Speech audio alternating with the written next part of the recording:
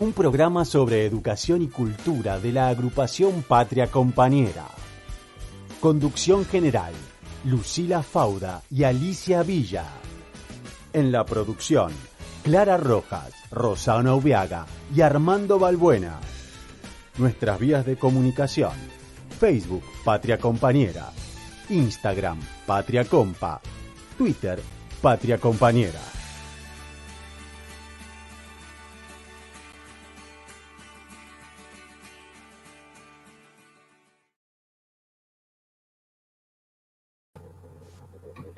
Hola Alicia, ¿cómo están todos? Buenas tardes, buen jueves para todos. Bienvenidos a este nuevo programa de Diálogos Compañeros. Buenas tardes, ¿cómo están todos y todas? Esperemos que hayan tenido un buen jueves, una buena semana. Como siempre, vamos a agradecerle a los compañeros del Instituto del IVAP, del Instituto Bonaerense de Análisis de Proyectos, que nos retransmiten por su Facebook, IVAP. Y hoy tenemos algún parroquial también para comentarle a los compañeros. Sí. En realidad les queremos comentar que la agrupación Patria Compañera nuevamente abrió esta semana la inscripción para los talleres de formación para postulantes a cargos directivos y de supervisión de la Dirección General de Cultura y Educación. Estos son encuentros gratuitos, son encuentros virtuales y están destinados a docentes del campo nacional y popular que quieran, que tengan intenciones de poder concursar para cargos directivos y para cargos de supervisión.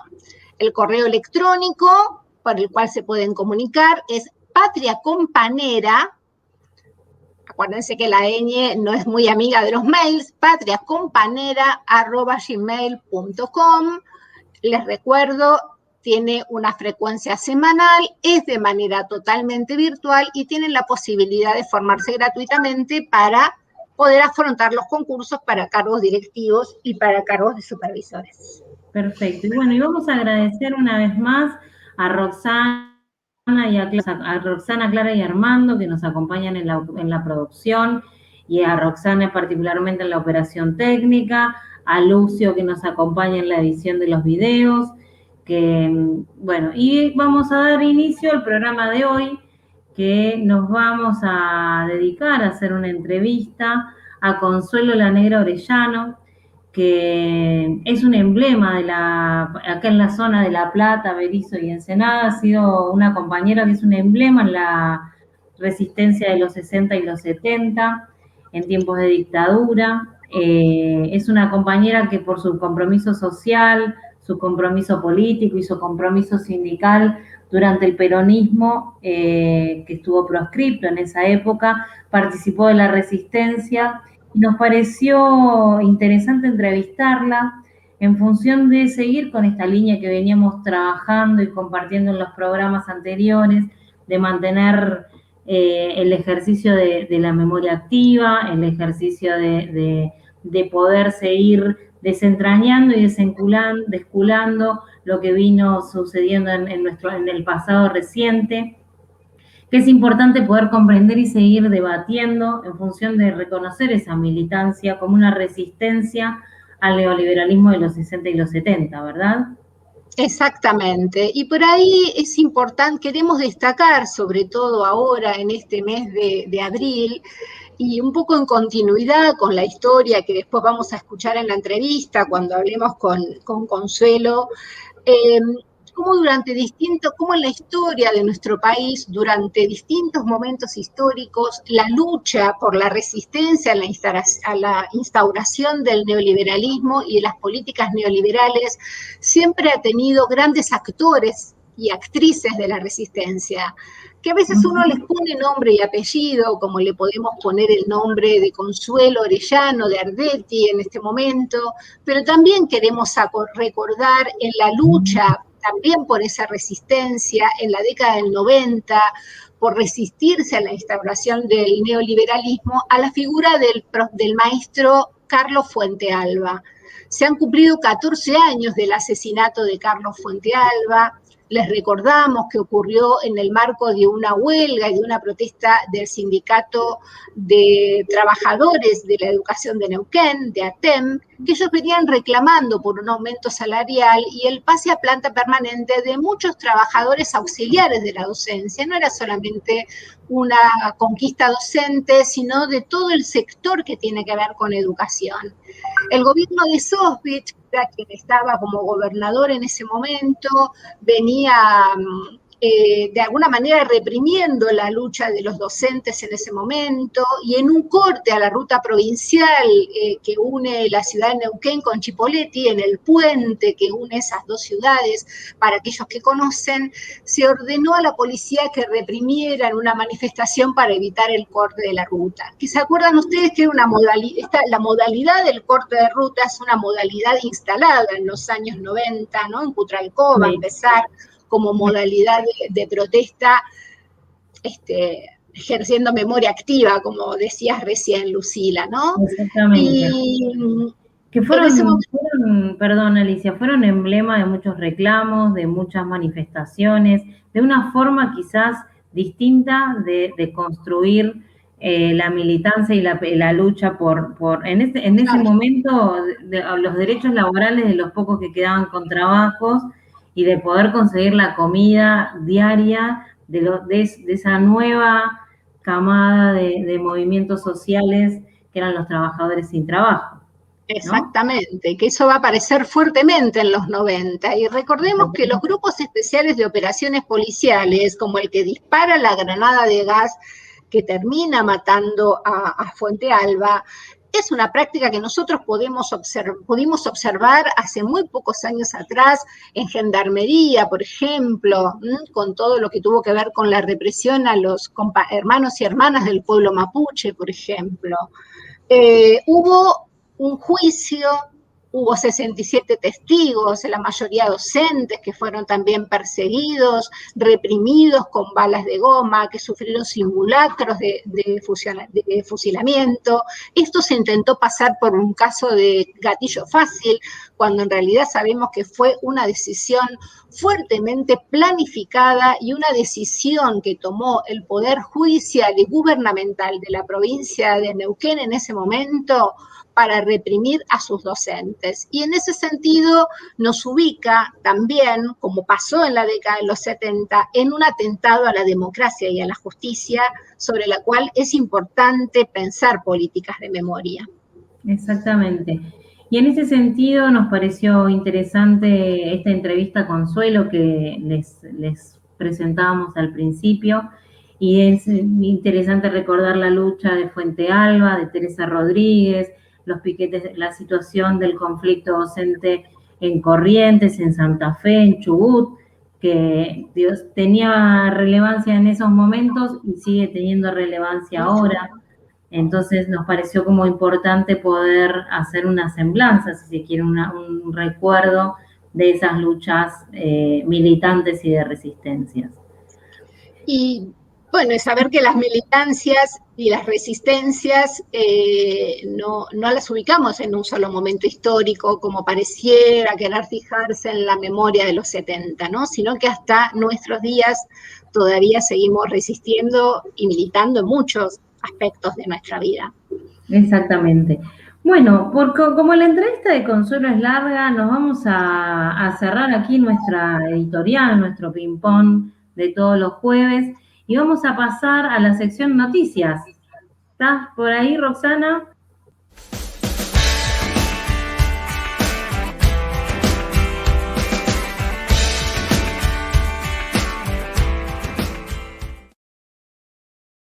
La actualidad nos compromete hoy con hablar un poco de la situación que está padeciendo la docencia en nuestro país ante el incremento de contagios de estudiantes, auxiliares y docentes en todas las escuelas.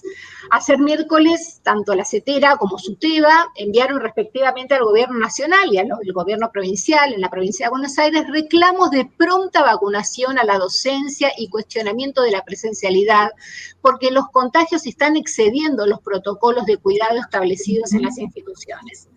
CETERA reiteró el reclamo de vacunación masiva a los docentes de todo el país, según lo acordado en la reunión con el presidente de la Nación que ocurrió el pasado 18 de febrero, y sabemos que varios sindicatos de nuestro país, SUTEBA, SUTECO, los trabajadores de Corrientes, AMSAFE, los trabajadores de Santa Fe, los trabajadores de la provincia de Córdoba, la Asociación de Trabajadores y Maestros de La Rioja y varios otros sindicatos docentes han realizado distintas comunicaciones con los ministerios de educación alertando sobre la situación que están padeciendo en este momento todo el personal de la educación, docentes, auxiliares y hasta los propios niños y niñas en las escuelas en este momento.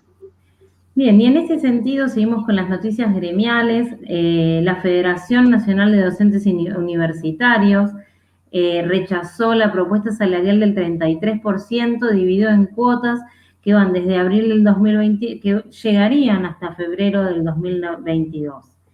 Sin prever una cláusula de revisión. Además, solicitó un bono de conectividad para los docentes. Por ello, la CONADU continuará en estado de alerta y convocará a su mesa ejecutiva y a plenario para definir los pasos a seguir.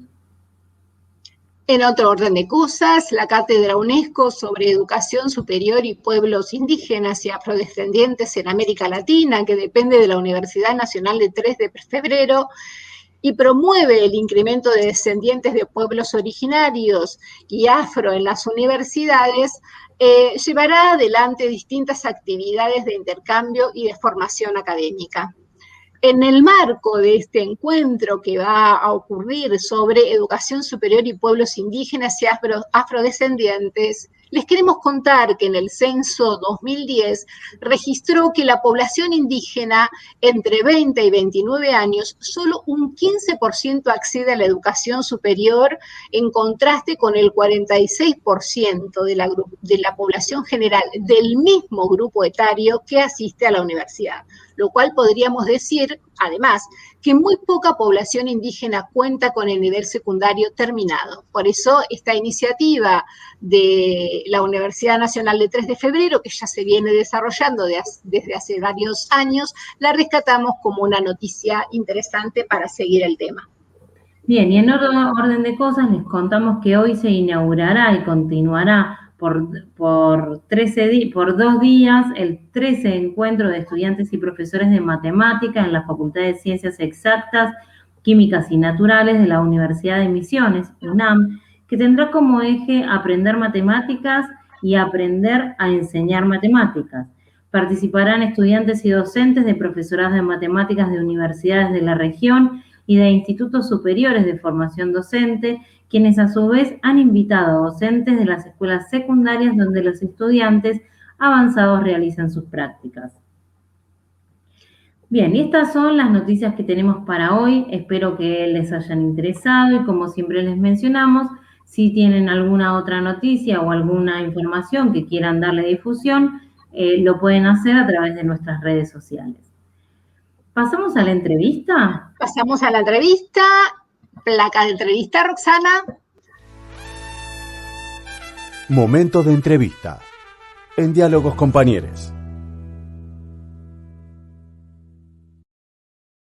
Como les adelantábamos al inicio del programa, nuestra entrevistada de hoy tal vez se aparte un poco de las entrevistas que veníamos haciendo tradicionalmente, que tenían que ver con entrevistar a personas como muy protagonistas del campo académico, del campo de la docencia.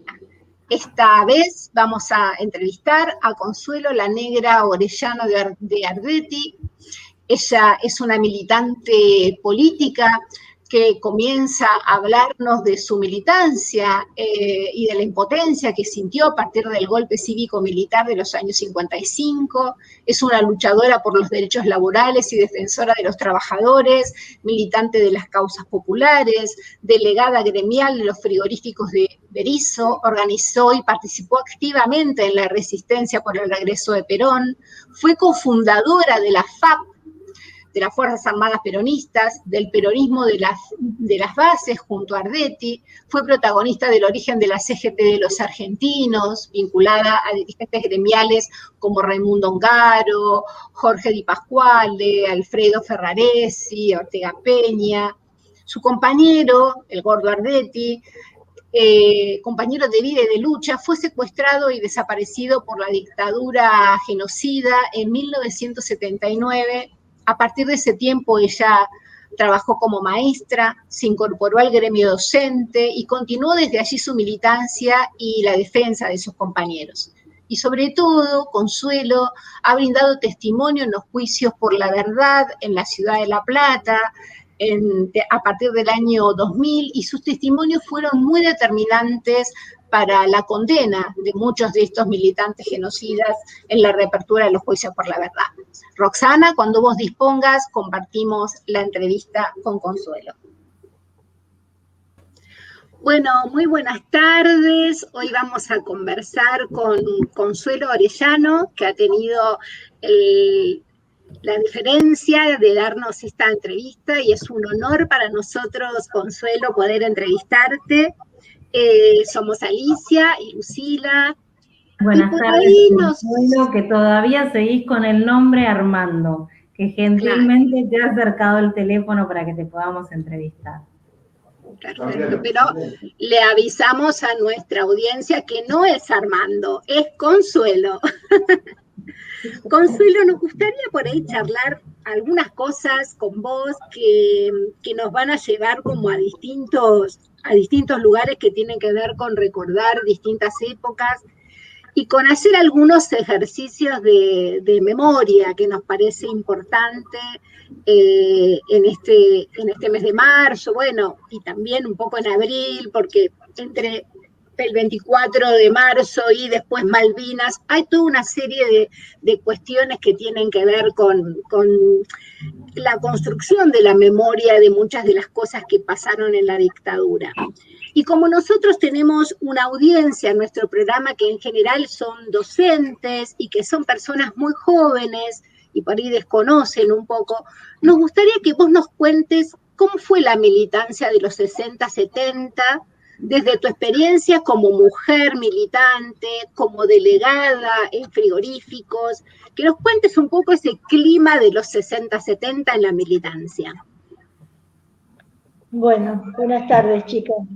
La felicito por la profesión que tienen y para dónde está orientada. Necesitamos muchas como ustedes, muchas y muchos. Bueno, la militancia. Yo nací en una familia en Berisso, un lugar emblemáticamente peronista. Decíamos que era la capital del peronismo. Avellaneda y Rosario decían que ellos eran la capital, pero bueno. Mi familia obrera en una ciudad esencialmente obrera. Había 2 frigoríficos, Swift y Armour, en los cuales trabajaban 10.000 obreros. Había un puerto donde salía faenada las redes, y los barcos ingleses de todos lados estaban ahí 3-4 metros de la puerta de donde salían los animales. Había mucho trabajo en el puerto, había una hilandería, hay letras ahí, no sé. Había una hilandería, es decir, era esencialmente una ciudad de trabajadores. Y bueno, ahí nací yo y vine al mundo en la época que apareció Perón. En mi casa, bueno, 7 hermanos varones, mi viejo, y en mi casa siempre había algún primo del norte que estaban criando mi mamá y mi papá. Y mi familia no era diferente a la mayoría de las familias de Berisso. Es decir, nosotros militábamos, pero era parte de la vida nuestra. Fuimos peronistas porque militábamos, es decir, ni militábamos, vivíamos el peronismo. La vivíamos a Evita, no era que hacíamos otra cosa, no. Nosotros vivíamos, comía, yo iba a la escuela, veía, yo fui de la familia la que tuve todos los útiles necesarios. ¿Por qué? Porque estaba en la época de Perón. Mis hermanos no. Es más, mis hermanos, uno de ellos fue becado por su capacidad y fue uno de los 3 primeros muchachos de Berisso que le fue permitido entrar al Colegio Nacional de La Plata, que hasta ese momento los de Berisso no entraban a ese colegio. Claro. Porque le dieron la beca, mi hermano comenzó, pero lamentablemente tuvo que abandonar, porque nosotros éramos una familia humilde y éramos muchas bocas para comer, claro, y era necesario más que contribuyera. Claro. Bueno, es decir, que yo no fue una resolución ni de mi papá, ni de mi mamá, ni de nadie. En mi casa se fabricaban los miguelitos, pero eran normal. Los miguelitos se los ponía en esa época, la mercadería se compraba no envasada, por ejemplo los fideos, no, todo suelto. Todo suelto. Y había unos paquetes, unas bolsitas de papel, color madera, y bueno, nosotros juntábamos esas bolsitas, no se tiraban, porque ahí se ponían los miguelitos. Y en mi casa pasaba alguien a la tarde y decía, don Orellano, mi viejo, o a mi mamá, doña Consuelo, vengo a buscar que me dijo, bueno, mi mamá le daba una bolsita de miguelitos. Y eran, no sé, de Villa San Carlos, más allá, no era que conocíamos a todos. Y bueno, y así vivíamos. Y así vivíamos y sufrimos la enfermedad de Evita, sintiendo el odio Claro. del Pellicero, de Bassani, los radicales. Yo odiaba a los radicales, porque eran despreciativos. Cuando marchábamos por la única calle principal de Berisso, que era la calle Montevideo, claro, ellos de todos decían, esos negros, ¿cómo permiten que pasen? Bueno, nosotros como éramos más, nos reíamos. Y nos decíamos, turco, qué sé yo. Es decir, lo que yo quiero decir, que en la militancia, o cuando uno decide participar y transformar una sociedad, una situación, que en Berisso, antes de Perón, nosotros fuimos desalojados. El dueño de casa, cuando Perón entró, una de las resoluciones fue que bajaran a todos los alquileres, no sé el porcentaje. Y mi viejo se pidió ese derecho. De casa le dijo, bueno, usted va a ir a la calle. Y sí, nos sacaron todos los muebles. Por supuesto que después conseguimos otra casa y quedamos como el diario El Día, un cipayo, un amarillo, nos sacó la foto. Nosotros felices, fue la demostrar que estábamos en la... Porque era parte de nosotros, no era un deshonor ni nada, al contrario. Y dice, entonces esa vida era normal, normal. Y así, cuando vino la famosa Revolución Libertadora, sí. Todo Berisso salió, pero todo. Yo ya tenía ahí, era una adolescente, ya iba a los bailes. Y recuerdo que salíamos, nos pasábamos marchando, cruzando el charco para ir a Ensenada, y fuimos a pedir armas, porque nosotros nos acordábamos, mis hermanos, toda mi familia, pero fueron mis hermanos y mi papá, que Evita había traído armas de Rusia, pero no estaban las armas. Al contrario, nos empezaron a mirar mal. ¿Qué es lo que pretendíamos nosotros? Claro. Pero no era mi familia, porque si no parece que... No, era Berisso, la mayoría. Sí. Y de ahí empezó la resistencia, y la resistencia fue una cosa natural. El tirar bombas de alquitrán a los radicales, a los conservadores, empezar a identificar a los médicos. Los médicos eran los médicos, pero no lo teníamos ubicado.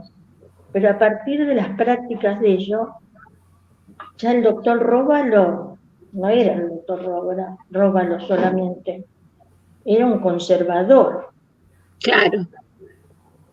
Y Bassano no era el tipo que tenía negocio grande donde uno podía ir a comprar arena. No, era un reverendo hijo de su madre, porque marcaba gente. Claro. Pero eso fue una experiencia vivida por muchos. Y bueno, ahí se empezó a luchar en todos los frentes, en la fábrica, presentando listas que nunca, que los compañeros que estaban en las listas empezaban a ser despedidos.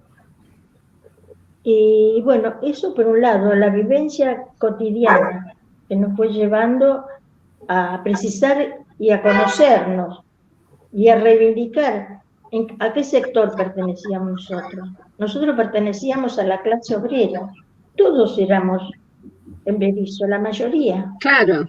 Trabajadores, nadie nos venían a contar nada, y era una necesidad. Ahora se empezó a cortar la posibilidad de la militancia, como así nos quisieron cortar la palabra, no se podía nombrar a Perón, no se podía cantar la marcha. En Berisso había una única juguetería grande, que el dueño de esa juguetería se llamaba Cruz, de apellido Cruz. En Berisso se caminaba mucho, la gente iba a las fábricas caminando. Una madrugada pasó un compañero, un vecino, porque no nos identificábamos así. Era un vecino que iba para la fábrica, silbando la marcha peronista.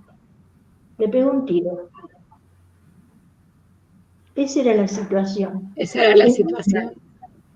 Claro, hubo resistencia. Tiempo. Claro. Empezó a impedir tener una actitud política de manifestar, pero además, a perder en la resistencia se perdían los trabajos. El compañero acostumbrado que elige lo que lo dignificaba, que muchos por ahí después lo tomaron a risa, pero es verdad. El trabajo te ordena, y cuando vos estás al lado de una máquina, te sentís fuerte, porque ese es tu lugar. Claro. En la fábrica, a partir de que estaba el peronismo, no se permitió más que los ingleses sacaran a este trabajador de conserva y lo mandaran a tripería, o donde ellos se les ocurriera. Y que las mujeres, que trabajaban muchas mujeres en los frigoríficos, trabajaban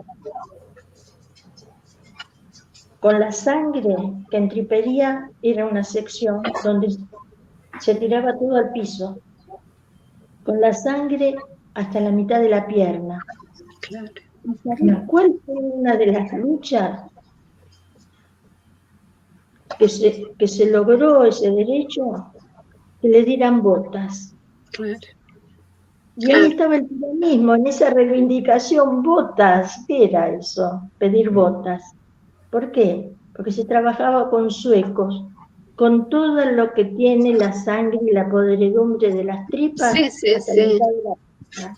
Es decir, que eso también fue formando. Por eso yo estoy orgullosa de haber pertenecido a esa generación que lo vivimos. A nosotros no nos vienen a contar nada, como a mucha gente. Ojo, a mí no, a veces soy referencial para poder explicarlo mejor.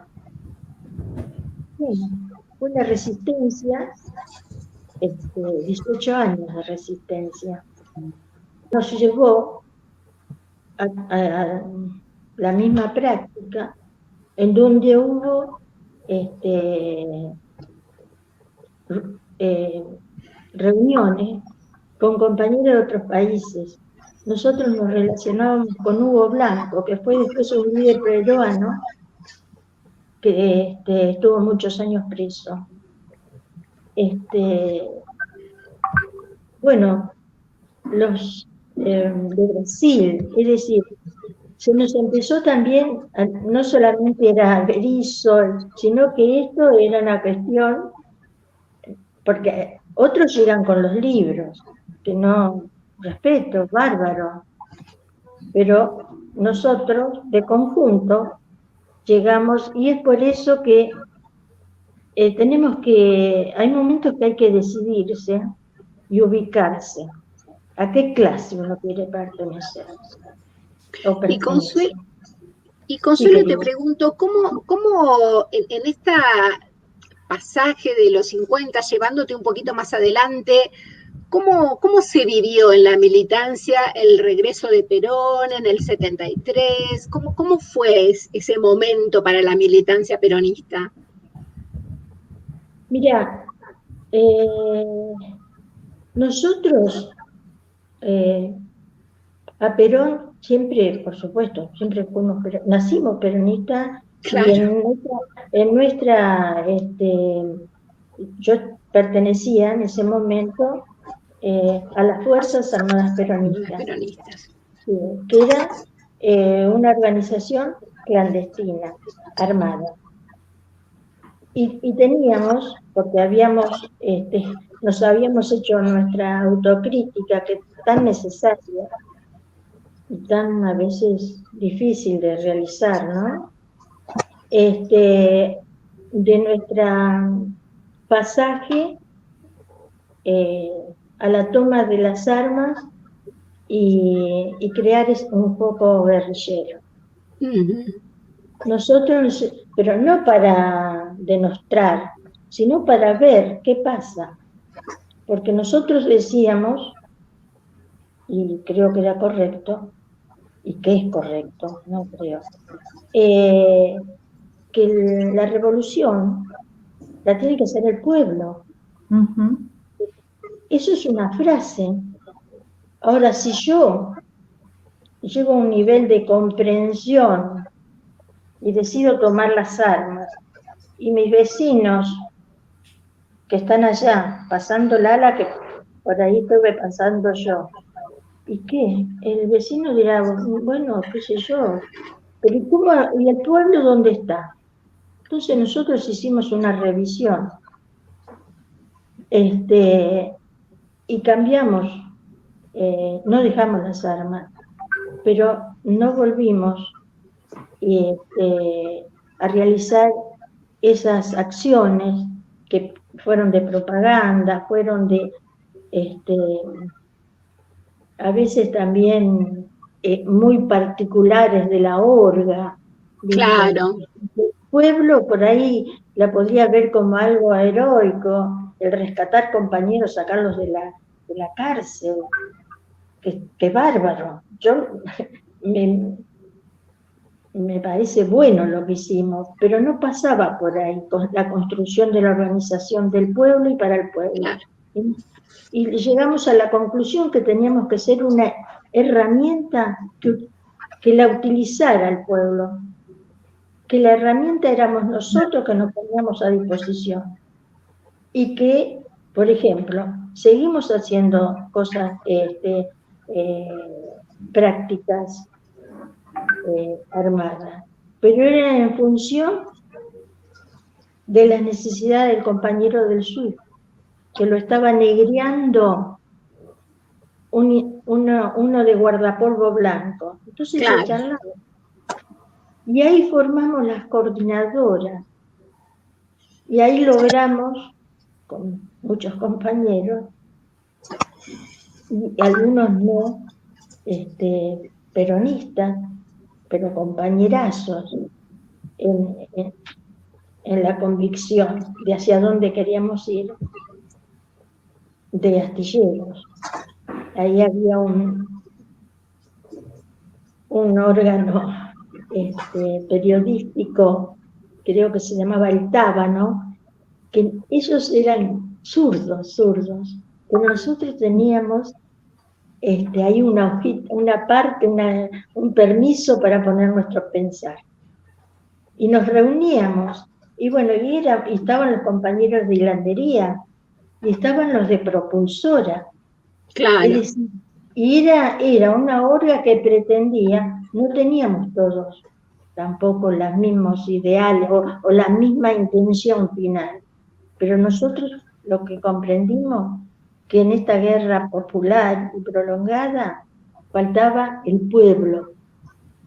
Si no teníamos conciencia de eso, el pueblo iba a ser esporádicamente, como muchas veces por la valentía y la necesidad y la comprensión, participar, pero después iban a ser utilizados, como muchas veces nos ocurrió.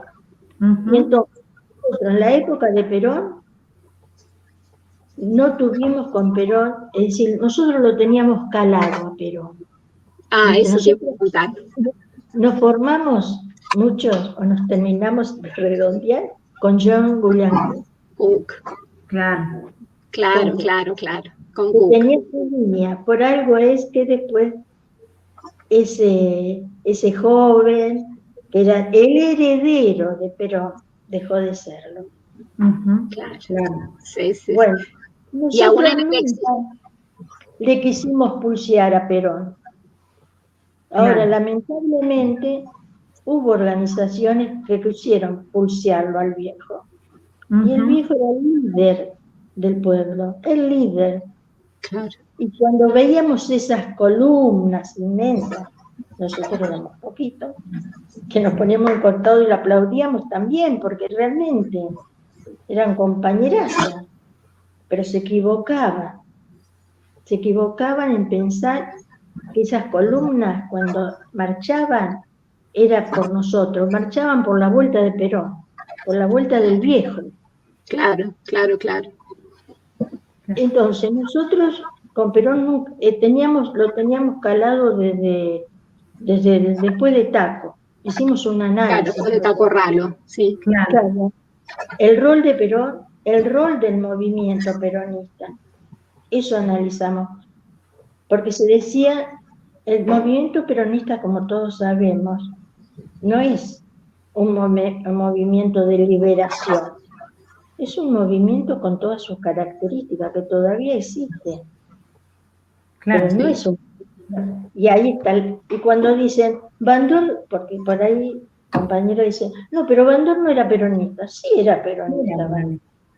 Era peronista. Si no entendemos eso, no entendemos la realidad del peronismo y no podemos incorporar realmente. Nosotros con Perón no tuvimos conflicto. Es decir, ¿el conflicto cuál fue? Para nosotros nunca fue nuestro jefe revolucionario. Claro. Que nos iba a... No, pero eso, ¿qué quiere? Perón era Perón. No era otra cosa. Lo otro lo teníamos que hacer nosotros. Claro. Ahí se fue.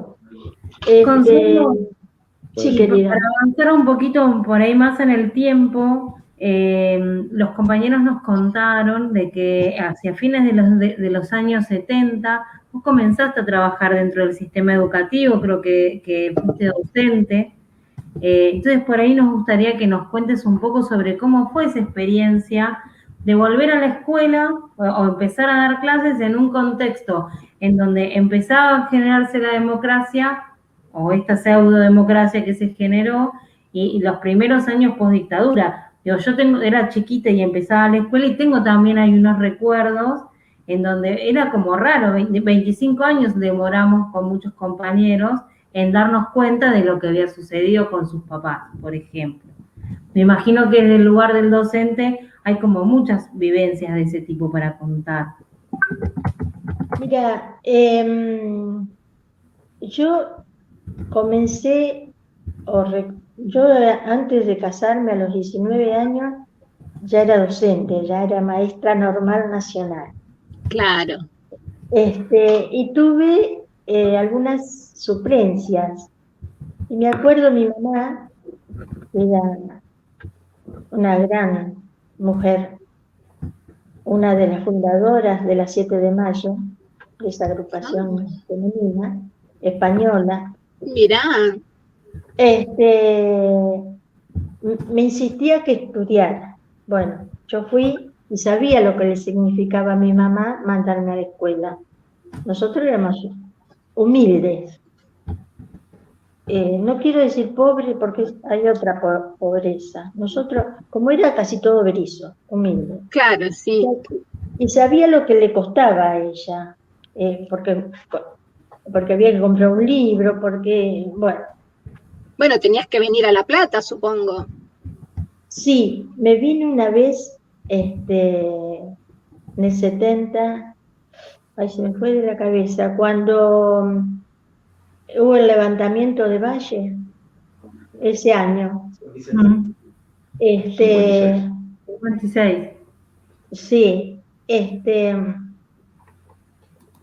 tenía 16 años, yo creo, sí. Mi mamá no tenía bueno, pero yo vine y bueno, después me llevó casi de una oreja, porque se hace el levantamiento, yo le doy los libros a una compañera que vivía al lado de mi casa, le digo, vos andá, que yo después paso a buscar los libros por tu casa. Y yo me quedé buscando dónde estaba el regimiento 7, porque de Berisso a La Plata parecía que era otro mundo. Claro. Es decir, una necesidad, ¿viste? Porque, bueno, perdón, quiero retomar la pregunta. ¿Qué me habían preguntado? ¿Cómo había sido? Claro. ¿Cómo era dar clase en los fines de la dictadura? ¿Qué pasaba en las escuelas? Sí, mi primer, me anoto yo teniendo en el año 79 lo llevan a Quito y en el 80. Claro. Porque yo después de esa suplencia le di el diploma a mi mamá y le dijo, mira mamá, lo mío no pasa por la escuela, yo quiero cambiar la sociedad. Claro. Después nos reíamos, dice, no sabía si pegarte una patada o reírme. Optó por ser compañera, ¿no? Y en todas, en todas. Bueno, trabajé de enfermera porque por las necesidades de la organización se necesitaba una compañera que hiciera ese rol. Claro. Y bueno, por consejo de una familiar mía y porque veía que me afectaba mucho la enfermería, me lleva a que me anotara en la docencia. Claro. El primer año que entro, hacía como, no sé cuántos años que yo, nada de la escuela, nada. Aparte, bueno, que tenía mis hijos que iban a la escuela, pero yo no participaba en nada. Y entro a trabajar en una escuela que la directora es una mujer judía, Sofía Hirsch, de La Plata. Quizás alguno se acordará que había una casa de venta y alquiler de disfraces. Sí. Bueno, Existe todavía. Bueno, no sabía. Yo, por supuesto, nada, no decía nada, y empecé a pedirle a mis hijos que había una tarea que yo no me acordaba, sobre todo matemática, que nunca me gustó. Yo venía, trataba de aprenderla y después de darla, y la actitud que tomé, que lo que me sentía un poco débil, se los daba a los chicos y empecé para que debatiéramos todo. Era por debilidad mía, pero después comprobé que eso de volcar la incógnita era bárbaro. Además, casi siempre, 2 veces tuve grados pequeños, siempre me dieron grados altos, es decir, 6º o 7º. O séptimo. Y ahí a mí me gustó siempre preparar los actos de las fiestas patrias, me encantó. Yo estaba siempre anotada. En general a las maestras no les gusta mucho esa tarea. Y me acuerdo que para el 25 de mayo yo tenía esa responsabilidad, me llama la directora y me dice que me iba a comentar algo y que yo decidiera. ¿Qué me dice? Que los padrinos de esa escuela eran un batallón que estaba cerca. Entonces, que si yo no quería ir, que no fuera. Nada más. Yo vine, me acuerdo y pensaba, porque yo había estado muchos años clandestina. Y era una situación, ahí estaba legal, pero, claro. Y bueno, decidí ir. Y así, yo quiero decirte, con compañeras o los directivos, yo no tuve grandes problemas. Es más, yo los 24, que no eran ni feriados, ni nadie hablaba, como yo tenía grados altos, siempre pasé, a partir de que apareció la noche de los lápices, que era el disparador para charlar con los chicos.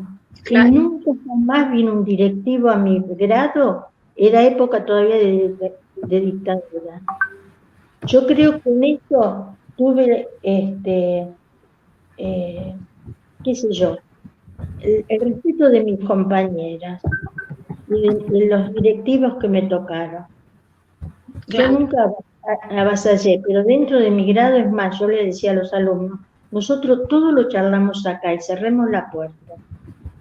Y bueno, así que yo no, ahora, por supuesto, te prohibían hablar si querías, bueno, de muchas cosas, no podías decir eso. Exactamente. Había una matriz que inclusive hasta las mismas compañeras, pero era lógico, con la experiencia que se había vivido, ¿quién iba a tratar de modificar? Bueno, viene la época de Alfonsín, que yo nunca fui radical y nunca me gustaron, a partir de mi experiencia en Berisso,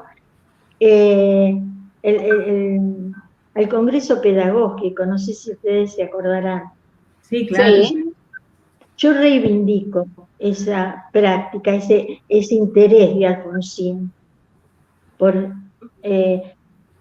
juntar a todos los pareceres que tuvieran capacidad para elevar a la enseñanza, a la escuela, pero lamentablemente fue un acto fallido. ¿Por qué?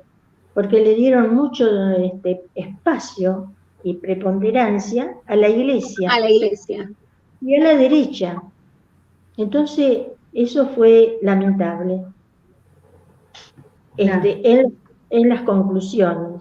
Ahora, en lo individual, se armaron muchos talleres y muchas maestras tuvieron la posibilidad de participar. Y eso eran como prácticas individuales, pero no sirvieron a muchas maestras. Que fue una pena. Y nunca más se trató de eso tan abarcativo y tan rico, porque era a nivel nacional, de llevarlo ni en los gobiernos nuestros. Claro. Es sí. Y por ahí, Consuelo, a partir de tu experiencia, digamos, no solamente tu experiencia como trabajadora, tu experiencia como docente, sino también tu experiencia de vida, tu militancia, la desaparición de tu compañero, ¿cómo crees vos que aporta el sistema educativo, que puede aportar en la escuela a la construcción de la memoria? ¿Qué debería hacerse para que la memoria, para que estos hechos que pasaron no hace tantos años, porque 45 años no son tantos en un ciclo de vida? ¿En qué puede aportar el sistema educativo para preservar esta memoria, para que las generaciones jóvenes vayan tomando contacto con esto que pasó? ¿Cómo ves vos lo que se está haciendo en este momento sobre la preservación de la memoria? Mira, yo creo que habría que elaborar un proyecto que se lleve a la práctica, porque por ahí proyectos debe haber muchos que yo desconozco, Sí, sí. de que sea una cosa habitual, cotidiana y diaria, y que esté relacionado con esta materia, con aquella, no es un tema, y que se toca en determinada fecha. Y que inclusive lo tocan, y lo digo con todo el respeto que me merecen mis compañeras, las docentes, con desconocimiento se toca a veces. Es decir, como se toca, o como con temor, porque todavía, viste, yo me acuerdo, lo pongo como algo parecido, el 12 de octubre, cuando hubo esa apertura, que muchas empezamos en los actos a que hubiera otra temática, no el indio, es decir, que tuvieran connotaciones con la vida real. Claro. Bueno, no muchas maestras se animaban a hacerlo, porque somos seres humanos, ¿viste?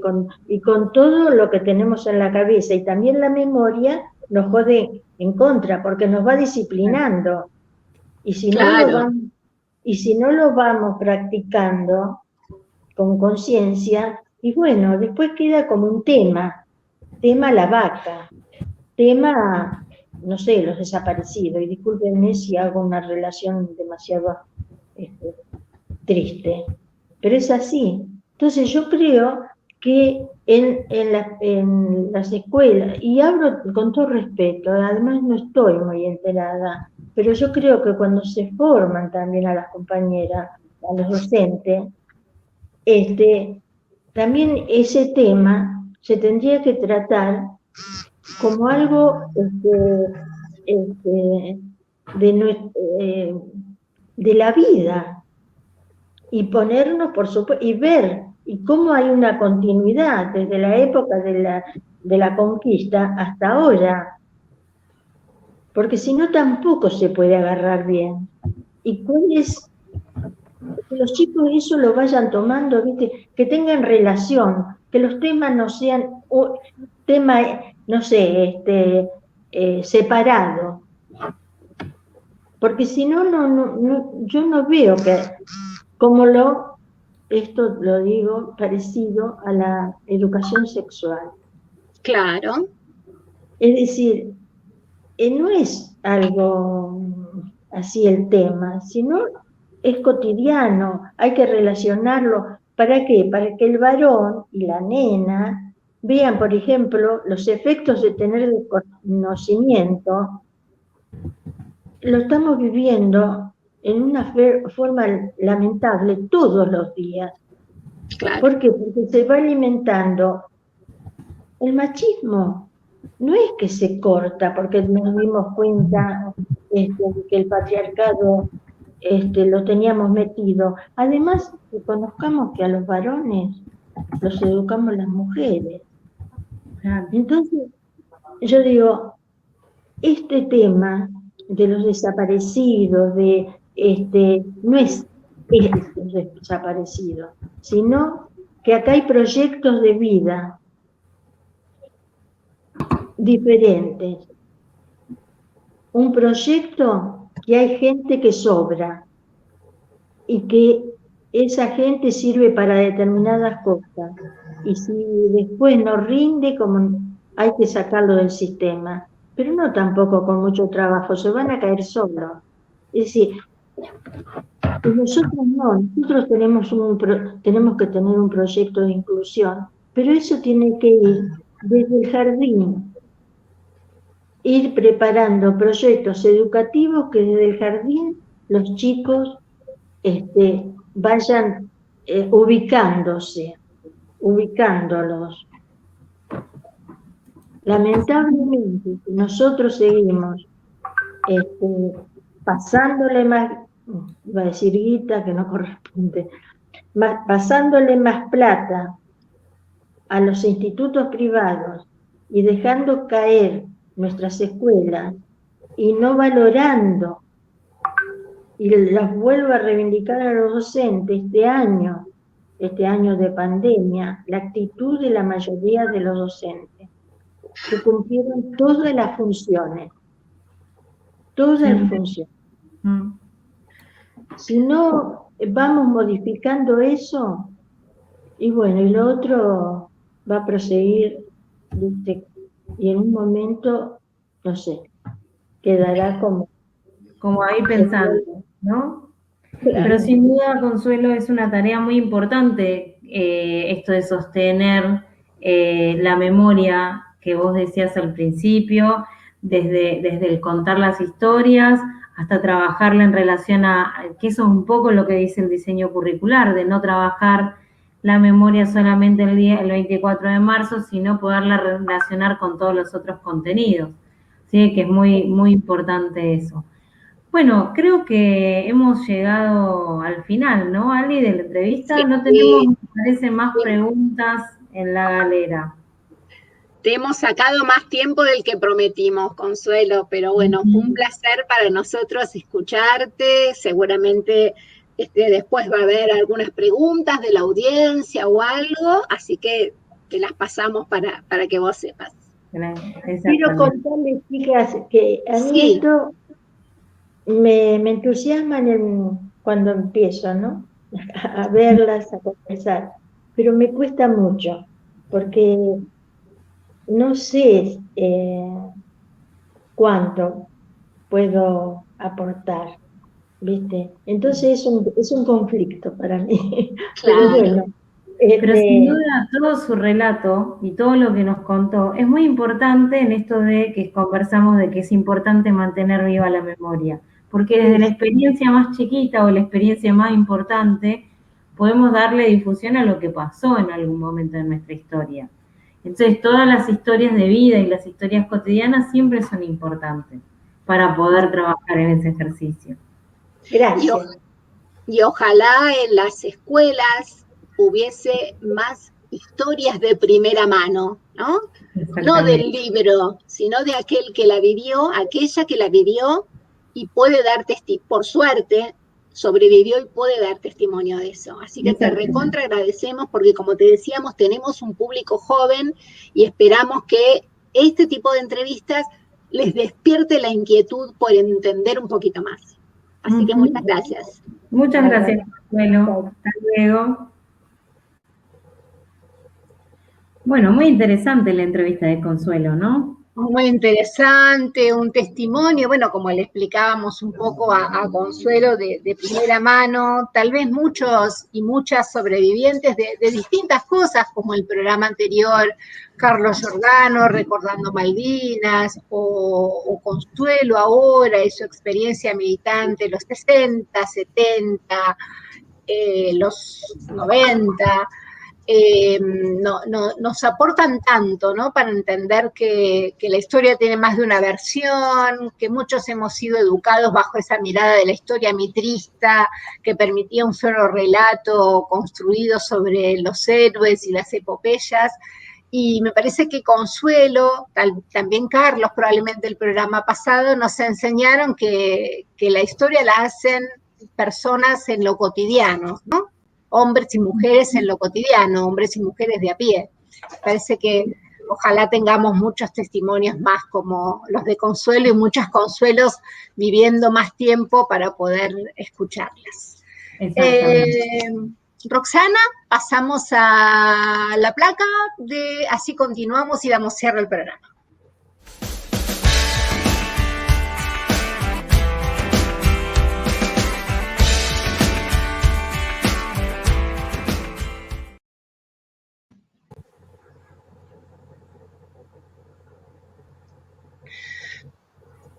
Muy bien. Bueno, estoy con un pequeño problemita con la internet. Te veo congelada. ¿Estamos todos vivos? Ahí volví, no sé. Yo les cuento que no sé si en todos los barrios de La Plata estará ocurriendo, pero en mi barrio llueve y no solo tenemos un problema de internet, sino que se nos hace como un apagón de luz, se nos baja un poquito la luz. Pero sí, ahí estamos. Acá estamos. Así que, bueno, Roxana, Lucila, presentamos el primer video. Sí, los compañeros y educadores de Luján Mesa y Lautaro Gómez e Irene Montenegro nos cuentan una experiencia de haber producido 4 libros a partir de la lectura y escritura colectiva en talleres literarios que se realizaron en la escuela número 3 de la comunidad de Hernández, de José Hernández de Moreno. Sí, si les parece, podemos mirar ese video.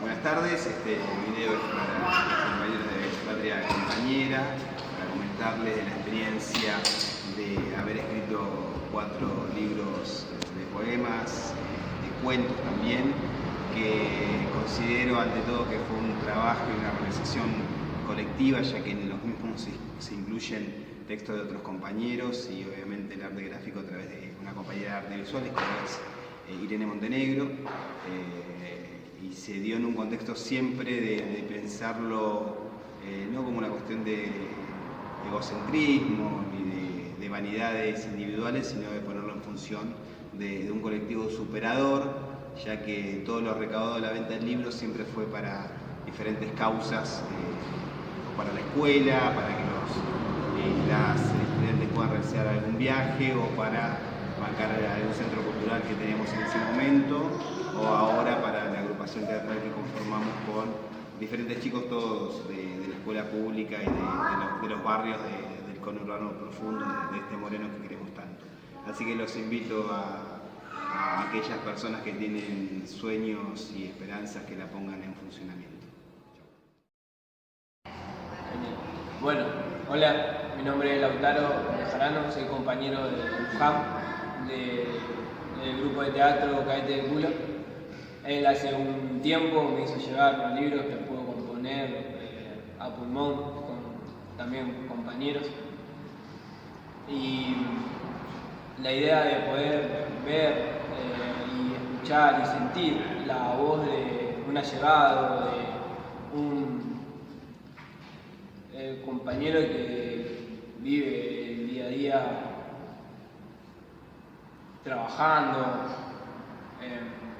dedicándose a la educación, como mismo lo hace mi madre también, que se puede poner las pilas y generar con su imaginación un concepto, poder fundamentarlo y formarlo, es algo precioso que hay que cuidar y poder seguir reproduciéndolo, ya que ideas tenemos todos. La imaginación es algo que se tiene que ir formando y mediante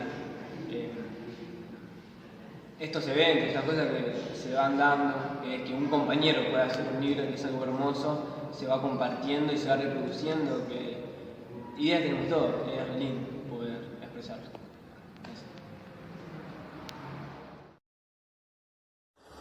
Hola, soy artista plástica Irene, realicé la tapa de los libros, la iconografía y las ilustraciones de los mismos.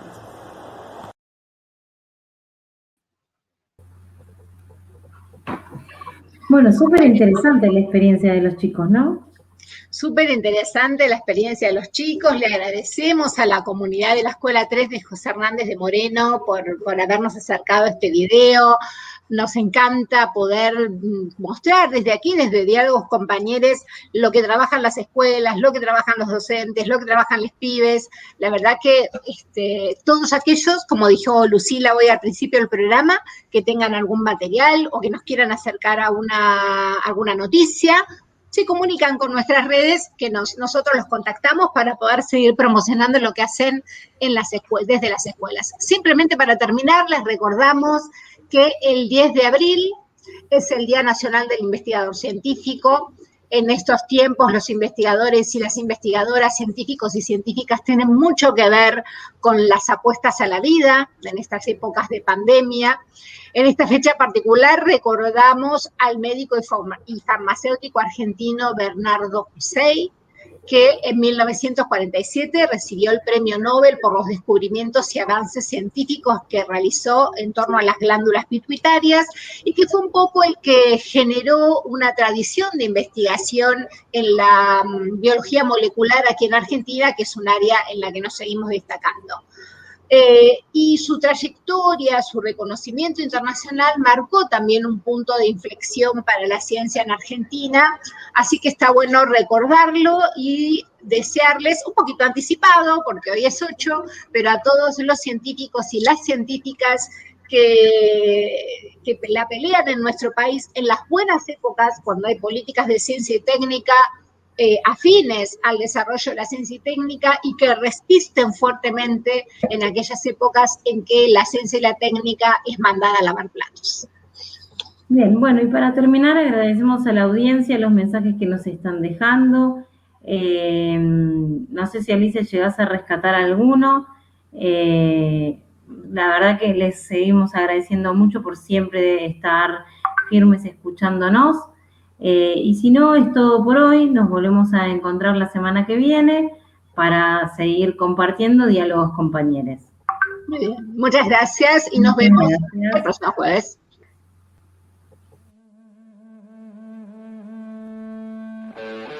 Este programa fue una producción de Patria Compañera. Nos pueden ver en la semana en nuestras redes sociales y en las de la radio Germán Abdala de AT Capital. Nos encontramos el próximo jueves a las 19.